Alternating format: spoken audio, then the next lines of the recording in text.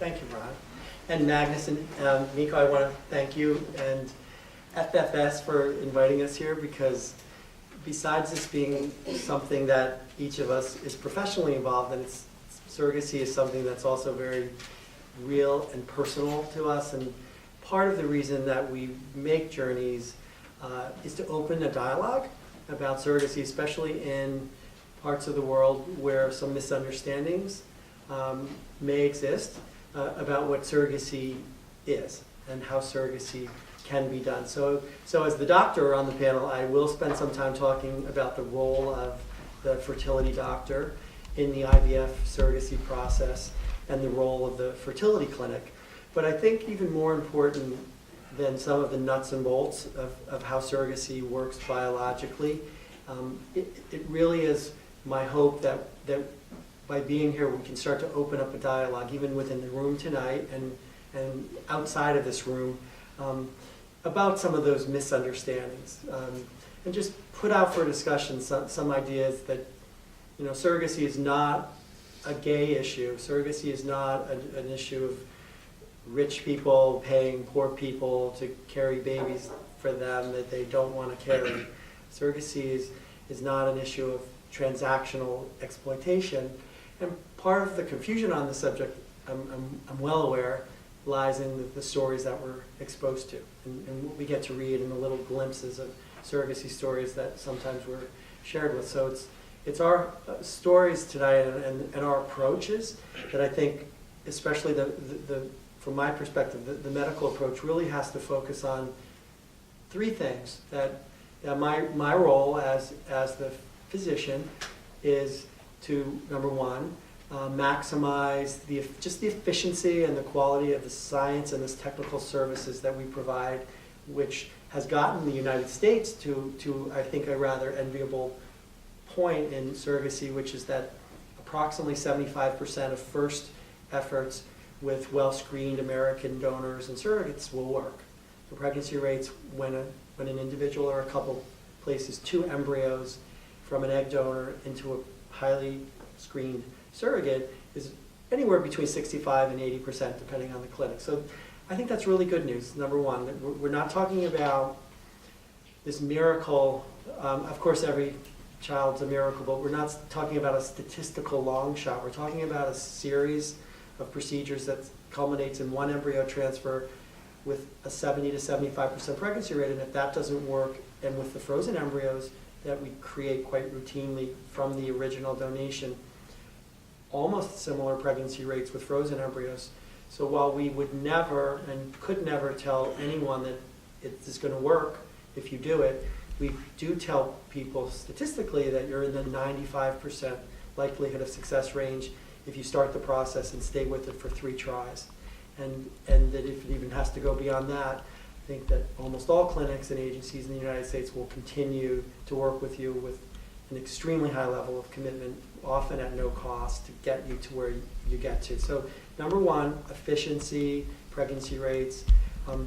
Again, it enables us to address the second issue, which is risk, and managing risk, and in fact minimizing risk.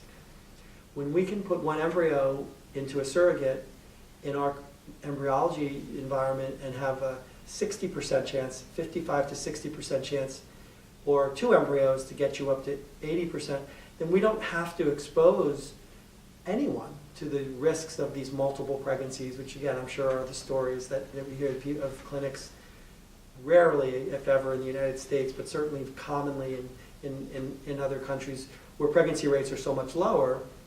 They'll put in 4 or 5 or 6 and they'll be lucky or happy if something happens. But those are where the really, really risky situations, particularly for the surrogates, for the intended parents, and let's not forget the babies. We're managing risk for children that haven't been conceived yet, but decisions that we make on their behalf expose the children themselves to pediatric issues that we want to avoid. So maximizing efficiency and minimizing risk definitely go hand in hand. And the third vantage point that I look at everything through is also related to those two, and that's cost. It's controlling and minimizing cost. And we are all aware in the United States that the cost of the services preclude sometimes people from accessing us. And we're constantly addressing that, and there are more opportunities than I think many people realize at this point in time in the U.S. for cost savings measures. And I'll mention a few that I offer, and they're similarly offered in several other clinics as well. Shared cycles are available for individuals who might say, you know, I don't really need 20 eggs to have, I want one baby, I just want one baby, that's all I want, one baby, one time. Do I need to create 16 fertilized eggs and freeze 12 embryos? And the answer is no, you don't. If you're a two-dad family and you want twins and maybe another sibling, you know, then the answer is different. And the answer is probably you should arm your nest with as many embryos as you can. But in a situation which starts off as very clearly limited in scope, you can take some eggs from an egg donation and share the costs of those eggs with someone else who takes eggs and uses them in their family, and through that shared cycle save significantly on the IVF process without reducing the success rate and without increasing the risk. We have refund programs in place whereby if you're that small percentage that I said doesn't get pregnant, but you're afraid that that's going to be you, because human nature is that we all fear that whenever Murphy's Law is that if 97% of the time something happens, well, I'll be the other 3%. So we have guarantee option in which is a shared risk option that says to you, if you don't have a baby from these 3 tries, that your medical and laboratory fees are refunded. That we're not here to take your money and profit from an experience that isn't as enriching for you as we lead you to expect that it will be.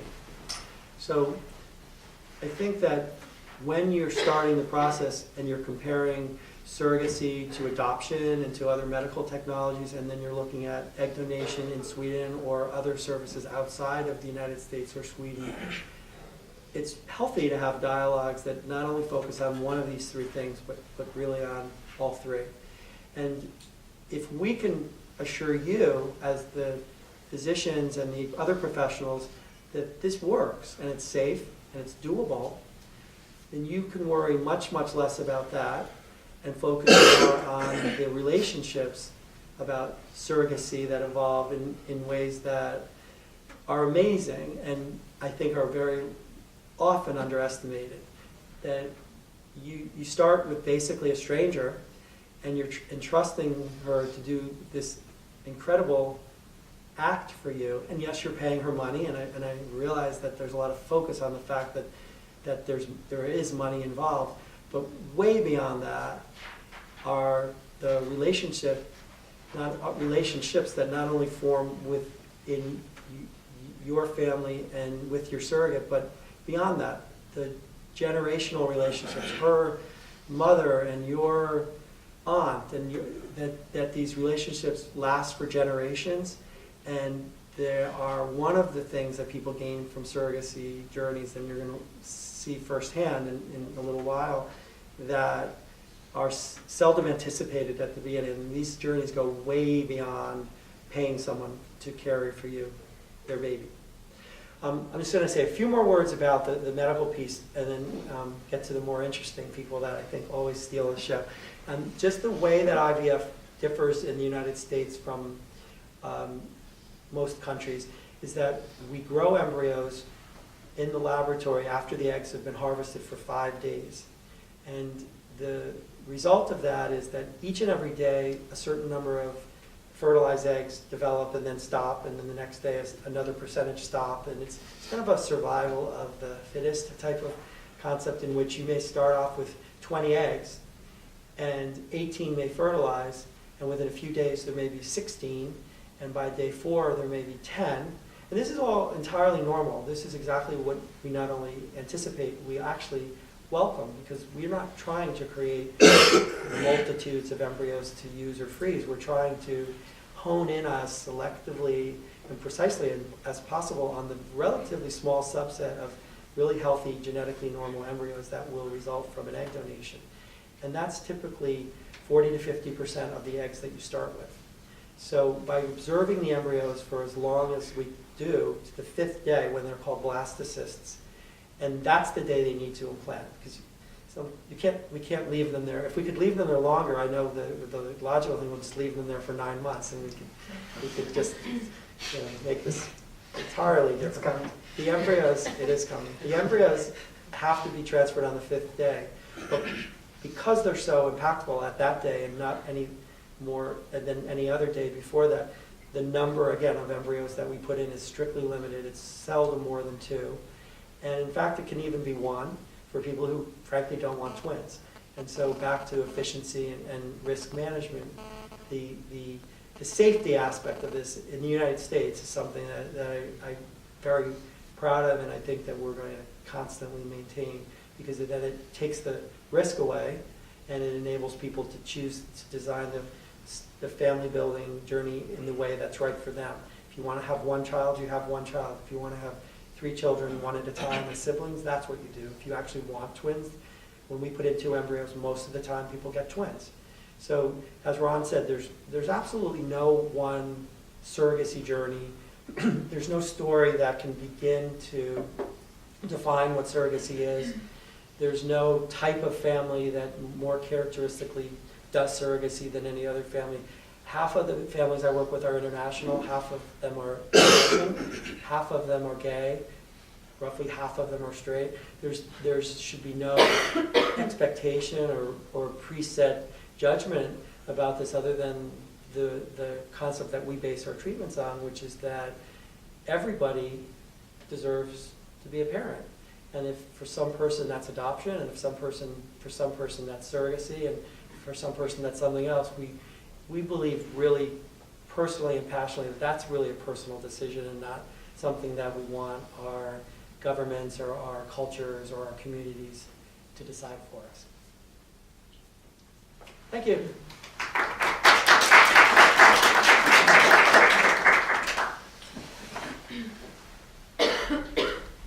You want to answer questions now? Yeah, sure. I was interested in twins versus single kids. How great is the risk for medical risk for the surrogate kids? So based on this certain assumption that if I were answering that, I would say, well, we always use donors of a certain quality that have been screened in a certain way. We always grow the embryos to day 5.